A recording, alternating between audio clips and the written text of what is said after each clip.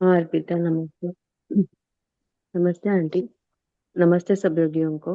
हम लोग अष्टावक्र गीता पढ़ रहे हैं। अष्टावक्र गीता में 12वां प्रकरण सूत्र तीसरा। 12वां प्रकरण सूत्र तीसरा। जनक बोल रहे हैं। जनक उवाच समाध्यासाधिविक्षिप्तौ व्यवहारः समाधये एवं विलोक्य नियमम् एवमेवाहमास्थितः समाध्यासाधिविक्षिप्तौ व्यवहारः समाधये एवं विलोक्य नियमम् एवमेवाहमास्थितः। सम्यक अध्यास आदि के कारण विक्षेप होने पर ही समाधि का व्यवहार होता है। ऐसे नियम को देखकर समाधि रहित मैं स्थित हूँ। सम्यक अध्यास आदि के कारण विक्षेप होने पर ही समाधि का व्यवहार होता है। ऐसे नियम को देखकर समाधि रहित मैं स्थित हूँ। हरिओम।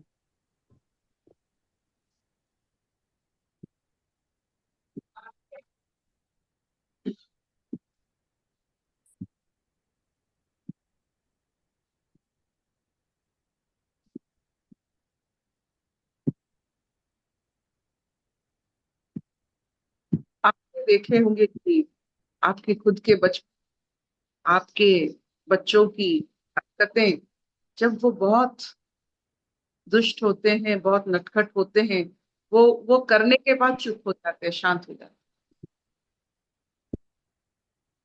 सब बदमाशी करके आप देखोगे, सब बदमाशी बाहर करके अपना बच्चा आकर बिल्कुल शांत भाव में घर पे बैठा होगा, जैसे उसको कुछ मालूम। जनक जी वही कह रहे हैं। ये भौतिक संसार में विक्षिप्त होकर हम समाधि लगाते हैं। ये चूहे बिल्ली का खेल है। बिल्ली को देखकर चूहे आंख बंद कर लेता है तो लगता है कि जैसे बिल्ली नहीं है। इस भौतिक संसार में हम अपनी इंद्रियों के माध्यम से, अपने मन की वचन के माध्यम से हम विक्षिप्त होंगे।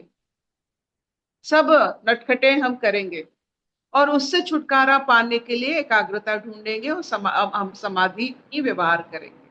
अगर यही करना है, अगर जनक जी कह रहे हैं कि हर विक्षिप्त के बाद, विक्षिप्त होने के बाद अगर समाधि में आना है, तो समाधि भी एक भ्रम बनी। वो जगह सही नहीं है जहां आप विक्षिप्त हो, जहां आप फेंक रहे हो, तो वो तो आपके और लौट के आएगा। वहां समाधिस्थ होने का कौन सा कारण है? तो जनक जी बता रहे हैं कि विक्षिप्त भाव और ये समाधि भाव से मैं परे हूं, मैं आत्म भाव में हूं। अभी बात उठ रही है कि ध्यान और दृष्टापन में कौन सी जगह आप जाना चाहेंगे। कितनी बारीकी से हमें समझाते वो कि जहां आप समाधिष्ट होते हो, वो जगह ठीक नहीं है। भौतिक भाव से जहां आपने कुछ देखा है, तो वो आपके और आ रहा है। उसके उस उसको उसको उससे बचने के लिए अगर आप एकाग्रता में आते हो, समाधिस्थ में आते हो, उसका ये भ्रम है। उसे करने से कोई मायने नहीं है। जैसे आपने सब कुछ किया कि लाइफ अभी सेट हो जाए, इसके बाद लाइफ सेट, असंभव। यहाँ सब कुछ, सब सब सब जगह सब चीज यहाँ हलचल है। यहाँ कोई सेटिंग नहीं हो सकता है, तो समाधिस्थ कैसे हो सकते हो? यहाँ कोई सेट नहीं हो सकता है, कोई लाइफ सेटिंग नहीं है यहाँ। यहाँ सब परिवर्तनशील है। तो इस परिवर्तनशील जगत में विक्षिप्तता, विक्षेप करने के बाद जब समाधिस्थ होने की कोशिश, व्यवहार हम करते हैं, ये चूहे बिल्ली का खेल हो जाता है।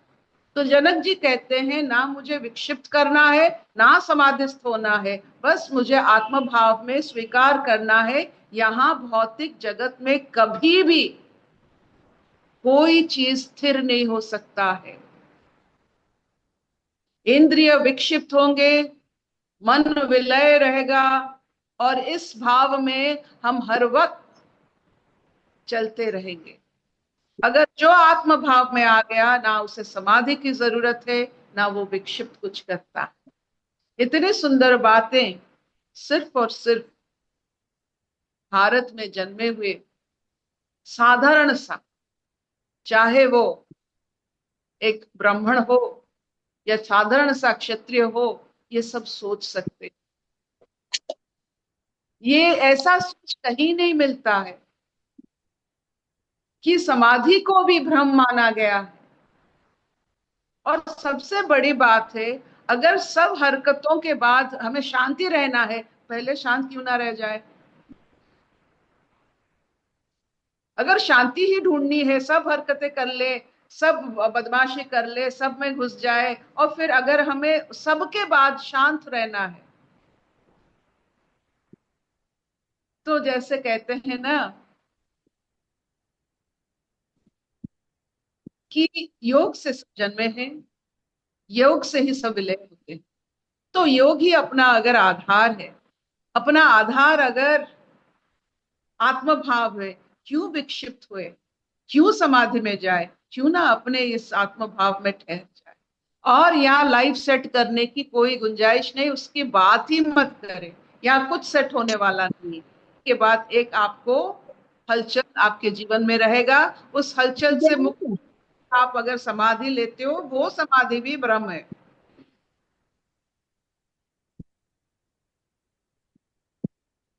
और जो दृष्टापन में आप आपकी विक्षिप्त भाव देख सकते हो और समाधि भाव देख सकते हो, उस भाव में रहने से आप ये दोनों से बच सकते हो।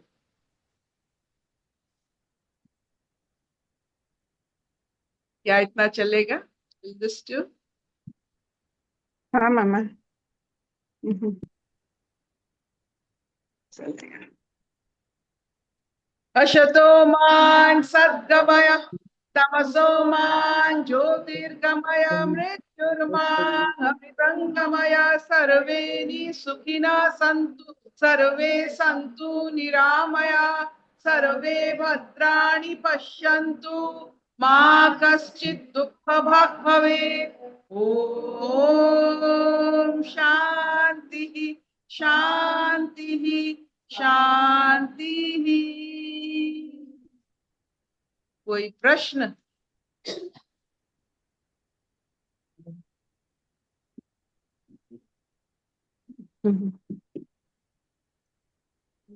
बढ़िया। कुछ बोलो कोई। हरिओम दीदी। हरिओम आंटी। जो तुम हो, यू आर ऑलरेडी देयर। वो स्थिति बरकरार वहीं पे है आंटी। जो भी मन वो डिस्टरबेंस या जो भी लेके आता है, समाधि का स्टेट लेके आता है, वो पर्दा है, उसके साथ नहीं जाने का है। हम जो है वहीं पे है, खाली मन का नहीं सुनना है। आपने जो समझा है ना आंटी और दीदी, इट इज अमेजिंग। कल मैं अपने अंदर वो स्थिति देख पा रही थी और लग रहा था ये मन का आवरण है, इसको सुनना नहीं है करके। Thank you so much. ये मुझे जब ये वैशाली जी ने इससे व्याख्या की, तो अपना बचपन याद आ गया। एक अमृत का पेड़ था, तो हम अपने लिए कभी अमृत नहीं निकाले, और इससे नहीं, जब कोई मुझे बोलता था कि मुझे ये खाना है तो जाके आ, तब जाकर हम अमृत के पेड़ में चढ़ते थे। और जब अमृत के पेड़ में चढ़ते थे, माँ को ये सब पसंद नहीं, तो उस हम इतना शांत हो जाते थे घर के, क्योंकि हम सोचते कि हमारी शांति से माँ इतनी खुश हो जाए कि अगर उनको सुनाई दे कि हमने पेड़ पर चढ़ा था, उनके ऊपर कोई असर ना पड़े। तो ऐसे हम लोग बहुत करते हैं, समाधिस्थ बहुत में हो जाते हैं नटखट होने के बाद। वो समाधि समाधि नहीं होता है, वो ब्रह्म होता है। एकाग्रता, जब हम नटखट भाव से फिर एकाग्रता भाव में आते हैं, सेटिंग नहीं, फिर नटखट हो जाएंगे। ये दोनों चीज अपने आप से जुड़ा हुआ होता है, शांत भाव अशांत भाव जुड़ा हुआ होता है। ये दोनों ब्रह्म है। इसको देखने वाला तुर्य अवस्था जिसे कहते हैं, वही आपकी आत्मा भाव है। ये दोनों को देख लीजिए, नहीं है छठ होंगे, दुष्ट बनेंगे तो आदि को व्यवहार करेंगे। कितना आप जा सकते हो अंदर, आपका दिमाग हिल जाएगा, आपको एकाग्रता चाहिए। क्योंकि ये जो हम है ना, जो हमारी जो वजूद है, हमारी जो एग्जिस्टेंस है, इट बिलीव्स इन हार्मनी। जिसमें हमारी हार्मनी नष्ट होता है या विक्षिप्त होता है, ये the whole whole universe bring you back to harmony, ताकि आपका आनंद का रस बहता रहे और आप आनंद का ही उच्च बनते रहो। That is a natural state of प्रकृति। सब में आनंद भरा पड़ा है। क्या थैंक यू मामा, थैंक यू, बहुत सुंदर। Bye, thank you mama.